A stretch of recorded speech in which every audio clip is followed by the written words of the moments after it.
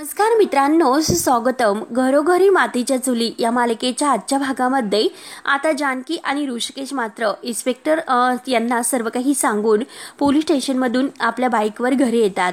तेव्हा आता ऋषिकेश गाडीच्या खाली उतरतो, जानकी सुद्धा उतरते. तेव्हा आता ते खोटे पोलीस आहे हे समजल्यानंतर जानकी ऋषिकेशला म्हणते की ऋषिकेश, हा सर्व त्या ऐश्वर्याचा प्लॅन असणार तर, आणि मला नाही वाटत की पोलीस हे लताबाईला सामील असतील म्हणून. लताबाई सर्वांना खरं काय आहे ते सांगेल आणि ऐश्वर्या मात्र यात सर्व फसेल, म्हणून तिने आता स्वतःला वाचवण्यासाठी हे सर्व प्लॅन खेळला असेल. जे काही केलेलं आहे ते सर्व ऐश्वर्याने केलेलं आहे तर. आणि बघितलं ना ऋषिकेश, काय झालं, अचानक पोलीस आले आणि ते लताबाईला अगदी असे घेऊन गेलेत. तेव्हा आता जानकी जे काही सांगत आहे तर ऋषिकेशचा त्यावर विश्वास बसतो.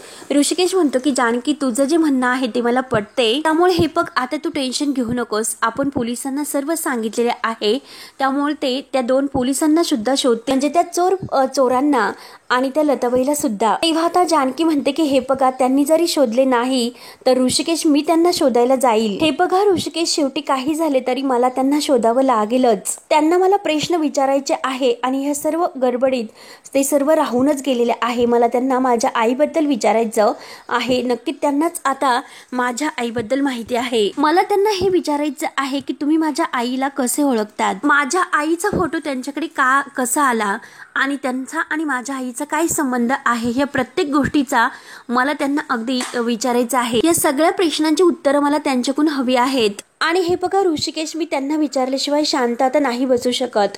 हे सर्व मला त्यांना विचारावंच लागेल. तेव्हा आता ऋषिकेश म्हणतो की हे बघ जानकी, ती बाई नक्की सापडेल आणि एकदा ती बाई सापडल्यानंतर तू त्यांना नक्की हे सर्व विचार, तू सगळे काही विचार, परंतु स्वतःहून मात्र तू तिला शोधण्यासाठी जाऊ नकोस. हे बघ, आपण पोलिसांना सर्व काही सांगितलेले आहे, आपण तक्रार सुद्धा नोंद केलेली आहे, त्यामुळे तू काळजी करू नकोस, ते नक्की तिला शोधतीलच. आणि तेवढ्यात आता बाजार समितीतून बबनदादांचा कॉल ऋषिकेशला येतो.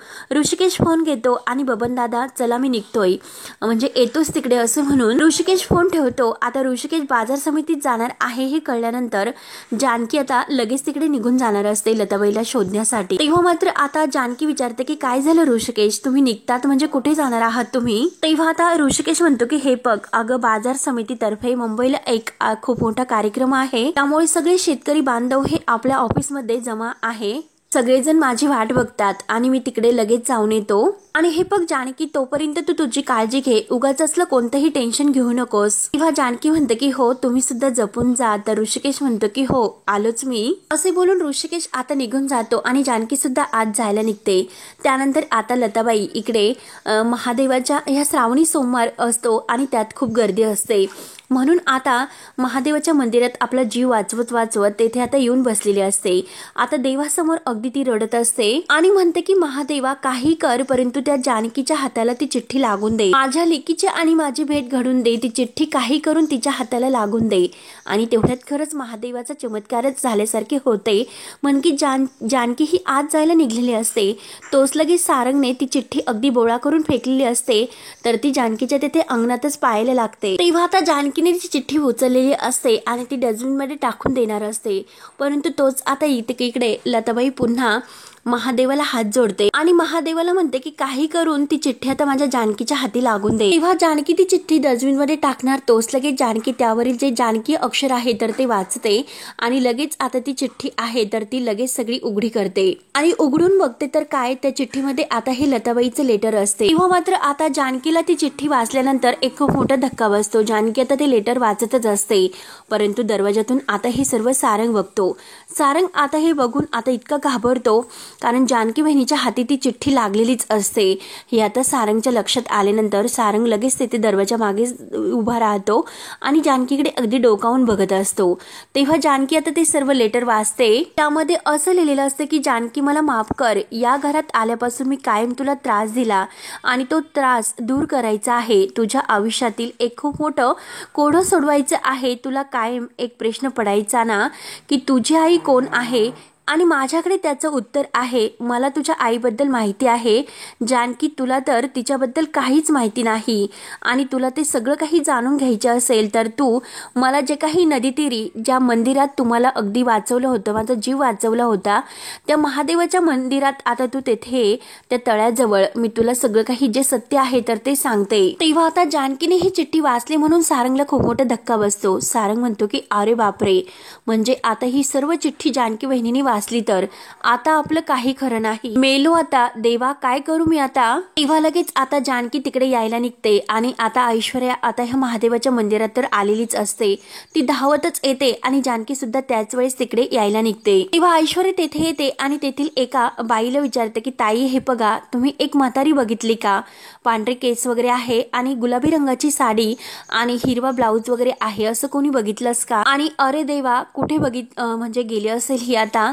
तर ती बाई सुद्धा नाही म्हणते. तर ऐश्वर्या आता तिला शोधत शोधत पुढे येते आणि शोधत शोधत येत असताना मात्र तेथील सर्व बायकांना मंदिरात येणाऱ्या ती विचारत असते की अशी कोणी बाई तुम्ही बघितलीस का? परंतु कोणीही आता ऐश्वर्याला नाही म्हणूनच सांगत असतात. आता वैतागून जाते तिला शोधून शोधून आणि ही लता कुठे निसटली असेल, एकदा फक्त तिला माझ्या हाती लागून दे, नाही मी तिला तिथल्याच तलावाच्या पाण्यामध्ये बुडून बुडून मारले तर मी सुद्धा नावाची ऐश्वर्या नाही तर. आणि लता लता तू फक्त माझ्या हाती लाग, म्हणून आता ती मंदिरात आता शोधायला निघते. आता मंदिरात अगदी पायऱ्यावर चढून ती वर येत असते. तेव्हा ऐश्वर्या मंदिरात येते आणि इकडे तिकडे बघते तर लताबाई तिच्या मागे रडतच बसलेली असते. परंतु ऐश्वर्या आता लगेच तिथून इकडे तिकडे बघते आणि जायला निघते. तेव्हा आता ती समोर जाते आणि तेथील काही ज्या भाविक बाया आलेल्या आहे तर त्यांना विचारते की ताई, हे बघा, पांढऱ्या केसांची आणि गुलाबी रंगाची साडी, हिरवा ब्लाऊज घातलेला आहे, असे कोणी वृद्ध एक बाई बघितली का? तेव्हा त्या बायकांना ती विचारत असते. तेवढ्यात आता रडता रडता लताबाईचं लक्ष जाते की येथे ऐश्वर्या आली म्हणून.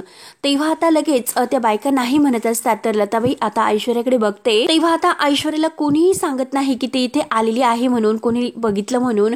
तेव्हा आता ती स्वतःला म्हणते की अरे देवा, कुठे गेली असेल ही बाई, ही लताबाई कुठे गेली असेल, म्हणून इकडे तिकडे शोधत असते. तर लताबाई आता ऐश्वर्याला पाहते आणि म्हणते की अरे देवा, ही ऐश्वर्या तर येथे माझा पाठलाग करत इथे सुद्धा मला शोधायला आली, तर त्यामुळे काही झाले तरी मात्र हिच्या हाताला लागायला नकोय, म्हणून लताबाई लगेच आपली बॅग वगैरे घेते आणि तेथून परत पायरी उतरून जायला निघते. आणि आता तेथे बाहेर पायरी जवळ आल्यानंतर आपल्या अंगावर एक चादर घेते आणि ती चादर घेऊन ती अंगावर तेथे मंदिराच्या बाहेर स्टूलवर बसते. ऐश्वर्या तिच्या जवळून इकडे तिकडे शोधत जाते. तेव्हा आता लताबाईच्या जवळून मात्र ऐश्वर्या पुन्हा मंदिरात घुसते आणि मंदिरात आता ती लताबाईला पुन्हा शोधत असते. तेव्हा ऐश्वर्या इकडे तिकडे शोधतच असते. तर लताबाई आता देवाला म्हणते की अरे, इतका जीव वाचून मुठीत घेऊन मी इथे आले, परंतु आता माझ्या जानकीला इथपर्यंत पोहोचून दे, लवकरात लवकर तिची आणि माझी भेट होऊन दे आणि जानकी लवकर एक बाई, म्हणून देवाला ते हात जोडते. आणि तेवढ्यात मात्र आता एक जे व्यक्ती आहे तर तो लताबाई जवळ येतो आणि तिला प्रसाद देतो की आई, हा प्रसाद घ्या. लताबाई प्रसाद हातात घेते आणि तेवढ्यात आता तो माणूस ऐश्वर्याला प्रसाद द्यायला लागतो, परंतु ऐश्वर्या नाही म्हणते आणि लगेच आता समोर येते. लताबाई तिच्या मागे असते. लताबाईचे लक्ष ऐश्वर्याकडे जाते. तेव्हा मात्र ऐश्वर्या पुढे आता लताबाईला शोधत असते. आता ऐश्वर्या समोर उभी आहे म्हणून लताबाई खूपच घाबरते आणि आपला जीव वाचवण्याचा प्रयत्न करून देवाला धावा करत असते की जानकीला इथपर्यंत पोहोचून दे म्हणून. ऐश्वर्या परत मंदिरात जाते आणि इकडे तिकडे लताबाईला शोधत असते. तर लताबाई तिच्या समोर आता चादर डोक्यावर घेऊन बसलेली असते, जीव आपला मुठीत धरून. आणि परत आता ऐश्वर्या इकडून येते आणि अरे देवा, ही लता कुठे गेली? आता ही लता तर सापडायला हवी, कुठे गेली असेल? आणि वेळीच ती चिठ्ठी जानकीला नाही सापडली, ती सारंगला सापडली आणि आता जानकी इथे नाही येऊ शकत. नाहीतर जर जानकीच्या हाती ती चिठ्ठी पडली असती तर सगळी वाट लागली असती. कुठे गेली असेल ही? आणि तेवढ्यात तिच्या मोबाईलवर आता सारंगचा फोन येतो. तर ऐश्वर्या पूर्ण वैतागून गेलेली असते. ऐश्वर्या आता स्वतःला म्हणते की हा डिफेक्टिव्ह पीस कशाला फोन करत असेल आणि रागाने वैतागूनच म्हणते की सारंग बोला, काय झाले? तेव्हा आता सारंग हा खूप टेन्शन मध्ये असतो. तो टेन्शन मध्येच आता ऐश्वर्याला म्हणतो की ऐश्वर्या, हे बघा. तेव्हा आता सारंग आता काही उत्तर लवकर देत नसतो. तर ऐश्वर्या चिडते. ऐश्वर्या रागावून म्हणते की सारंग, हे बघा, जे काही असेल ते पटपट बोला. तेव्हा आता सारंग घाबरतच म्हणतो की ऐश्वर्या अहो मी काय म्हणतो जरा ऐकून घ्या, कारण लताबाईने जी जानकी वहिनीला चिठ्ठी लिहिली होती तर ती चिठ्ठी, तेव्हा आता ऐश्वर्या म्हणते की अहो त्याचं काय सारंग, ती चिठ्ठी तर तुम्ही फेकून दिली ना. तेव्हा आता सारंग अगदी घाबरतच म्हणतो आणि त्याच्या तोंडातून शब्द निघतच नसतो. तोच लगेच ऐश्वर्या म्हणते की 1 मिनिट, मला एक गोष्ट सांगा की ती चिठ्ठी तुम्ही नीट फेकून दिली होती ना सारंग. तेव्हा आता सारंग अगदी म्हणजे रडक्यासारखा तोंड करतो आणि त्याची अवस्था इतकी घाबरून जाते. तो लगेच ऐश्वर्याला म्हणतो की ऐश्वर्या हे बघा मी काय केलं, अगदी त्या चिठ्ठीचा बोळा केला होता आणि ती चिठ्ठीचा बोळा करून मी फेकून दिला आणि ती चिठ्ठी मात्र. तेव्हा लगेच आता ऐश्वर्या म्हणते की म्हणजे याचा अर्थ असा की ती चिठ्ठी जानकीच्या हाती लागली आणि तिने ती चिठ्ठी वाचली तर. तेव्हा सारंग म्हणतो की हो, ती चिठ्ठी जानकी वहिनीच्या हाती लागली आणि तिने ती चिठ्ठी वाचल्यानंतर तडक ती कुठेतरी निघून गेली.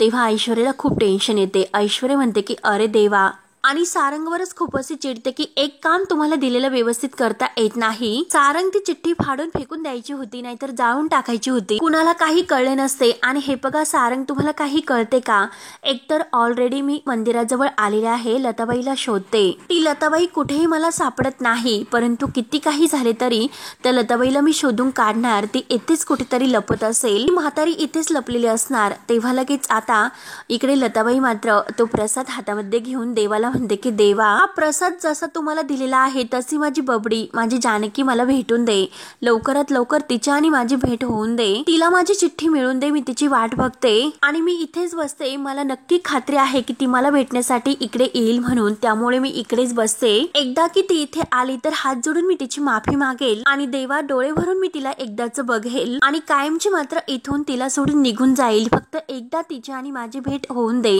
तेव्हा लगेच आता इकडे ऐश्वर्या सारंग बरोबर फोनवर बोलत बोलत इकडे तिकडे बघत असते. सारंग आता ऐश्वर्याला म्हणत असतो की हे बघा ऐश्वर्या, मी काय म्हणतो की जानकी वहिनी जर तिथे आली तर काय. तेव्हा आता लगेच ऐश्वर्या म्हणते की मग काय, जे काही मला करायचं आहे तर ते मी करते, एकतर नेहमीप्रमाणे तुम्ही सगळा गोळ घालून ठेवलेला आहे आणि मी कायम निस्तरत असते आणि गोळ घालायला मात्र तुम्ही पक्के असतात. तेव्हा आता सारंग अगदी रडक्या आवाजात म्हणतो की सॉरी.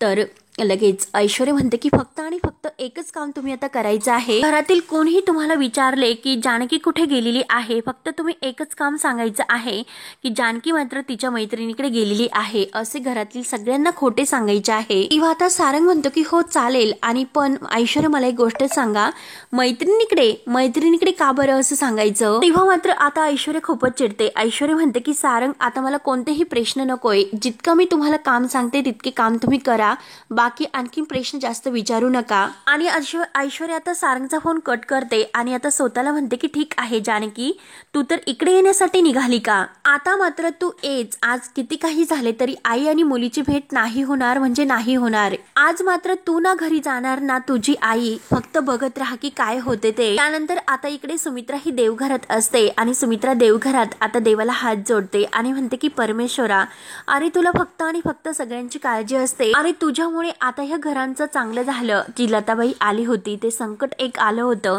तुझ्यामुळेच देवा आता ह्या घरावरचं हे संकट सुद्धा टळले. हीच तुझी कृपा आमच्यावर कायम राहून दे. आणि तेवढ्यात तिथे नाना येतात. नाना आता जानकीला शोधतात, परंतु जानकी घरात कुठे दिसत नाही, म्हणून ते सुमित्राकडे देव घरात येतात आणि सुमित्राला विचारतात की सुमित्रा, अगं तू जानकीला कुठे बघितलंस का. तेव्हा आता सुमित्रा म्हणते की जानकी नाही हो, जानकी कुठे गेली, तर मात्र इथेच कुठेतरी असेल. आणि तेवढ्यात तिथे सारंग जात असतो. सारंग जाता जाता मात्र आता सुमित्राला दिसतो. सुमित्रा लगेच विचारते सारंग अरे इकडे ये बरं. तेव्हा आता सारंग पुढे येतो आणि विचारतो की आई अगं काय झाले बरं. तेव्हा मात्र आता नाना विचारतात की सारंग अरे तू जानकीला कुठे बघितलंस का. तेव्हा आता सारंगला ऐश्वर्याने जे काही सांगितलेले आहे की घरातील तुम्हाला कोणी जरी विचारले की जानकी कुठे गेली तर तुम्ही तिला सगळ्यांना सांगायचे की जानकी तिच्या मैत्रिणीकडे गेलेली आहे म्हणून.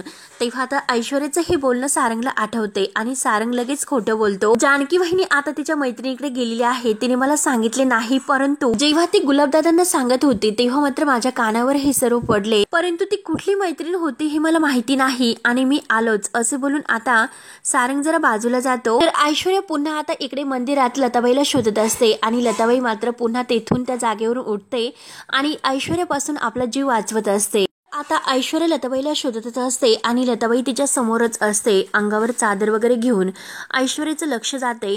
ऐश्वर्या आता लताबाईकडे अगदी रागानेच जायला निघते, परंतु आता जाताना मात्र ती अगदी रागाने लताबाईवर धावून जाणार असते. तोच लगेच जानकी समोर पायरीवरून येताना ऐश्वर्या बघते आणि आता जानकी येत आहे म्हणजे आता मला लपवावं लागेल म्हणून ऐश्वर्या लगेच मागे आता तेथे एका पॅनर मागे लपते. जानकी आता महादेवाच्या मंदिरात आत येते, तेव्हा आता जानकी शोधत शोधत मंदिरात येते आणि महादेवाच्या पाया पडते, दर्शन वगैरे घेते.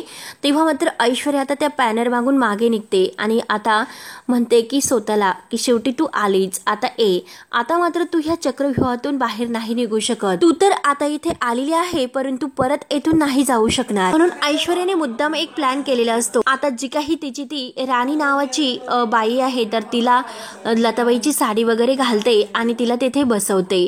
आता जानकीला असं वाटतं, जानकीचे लक्ष जाते की समोर लताबाईच बसलेली आहे म्हणून जानकी धावतच आता तेथे येते. लताबाई म्हणून जानकी आता जवळ येते आणि बघते तर काय, ती तर दुसरीच बाई असते आणि आता जानकी तिच्या खांद्यावर हात ठेवून लताबाई असे म्हणते.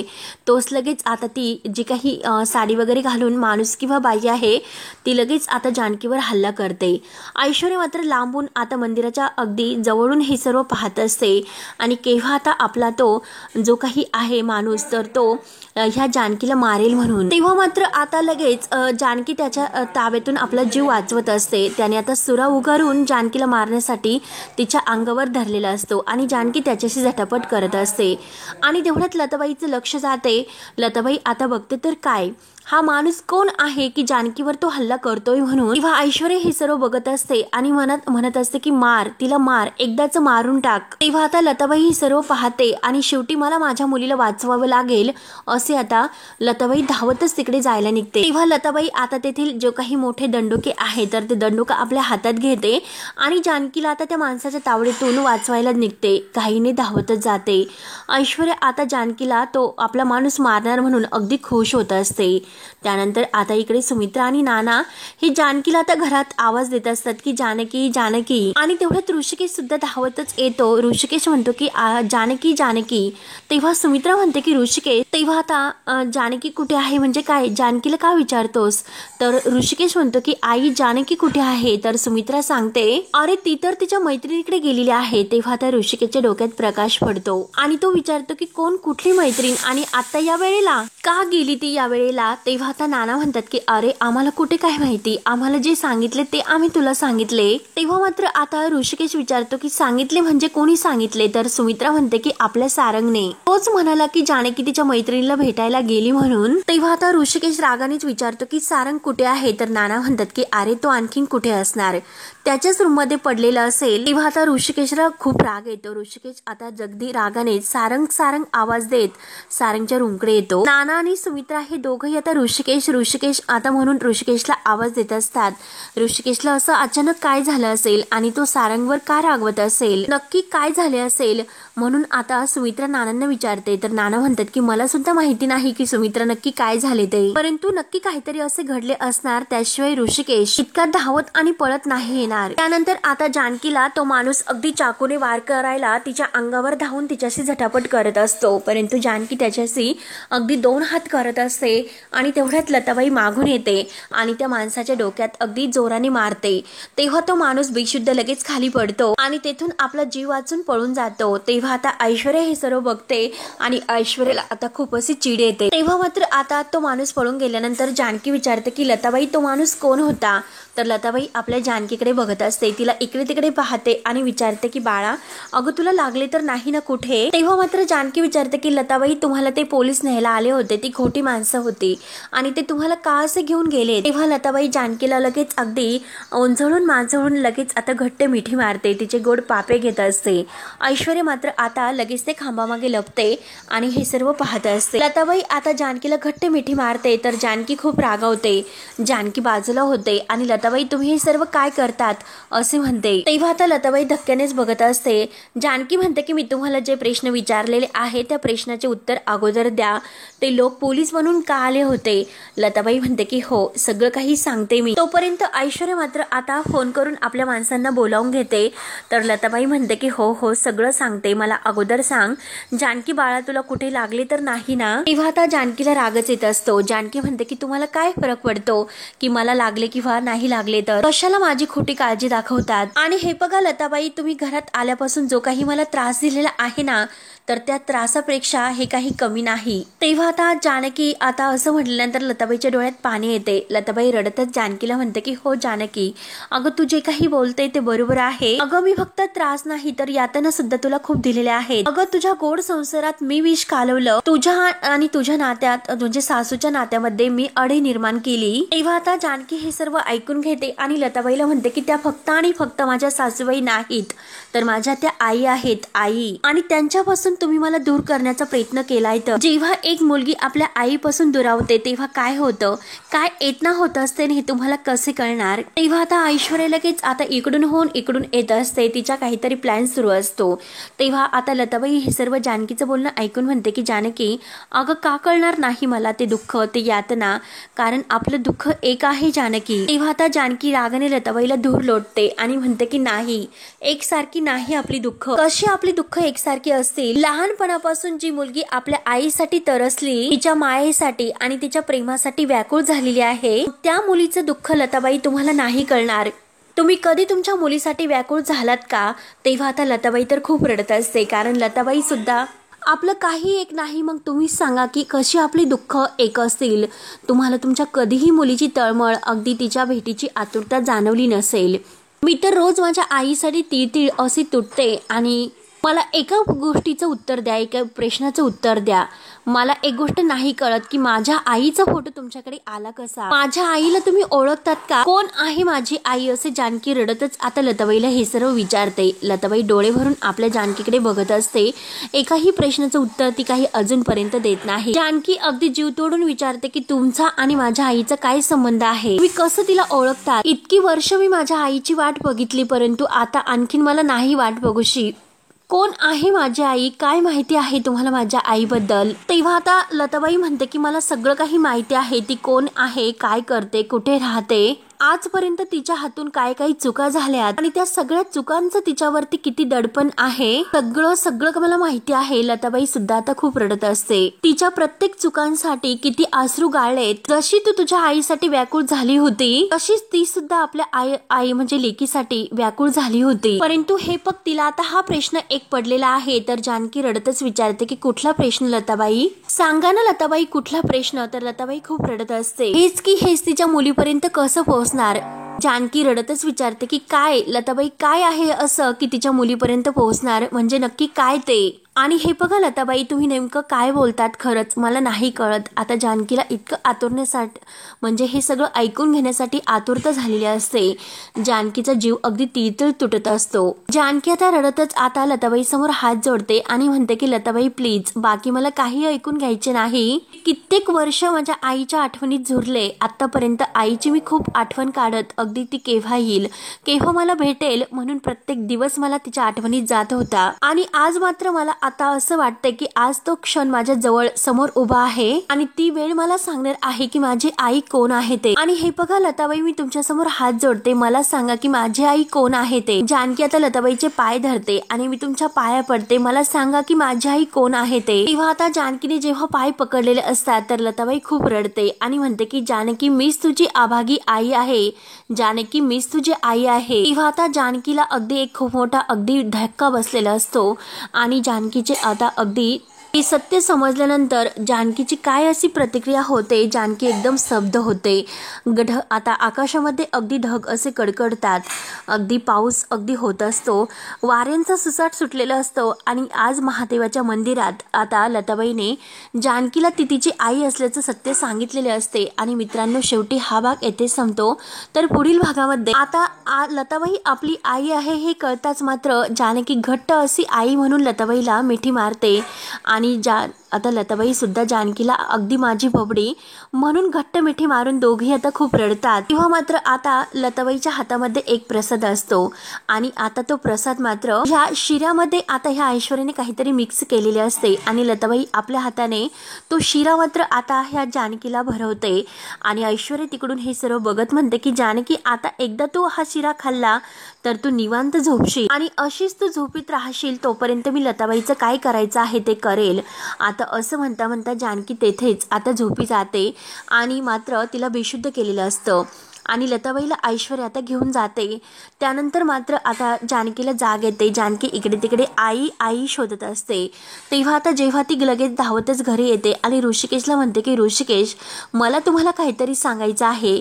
तेव्हा मात्र आता लगेच ते दाराशी इन्स्पेक्टर साहेब येतात आणि आता इन्स्पेक्टर साहेब म्हणतात की जानकी रणदिवे लताबाईंच्या खुनाखाली आम्ही तुम्हाला आरोपाखाली जो तुम्ही खून केलेला आहे तर त्या आरोपाखाली तुम्हाला अटक करत आहोत।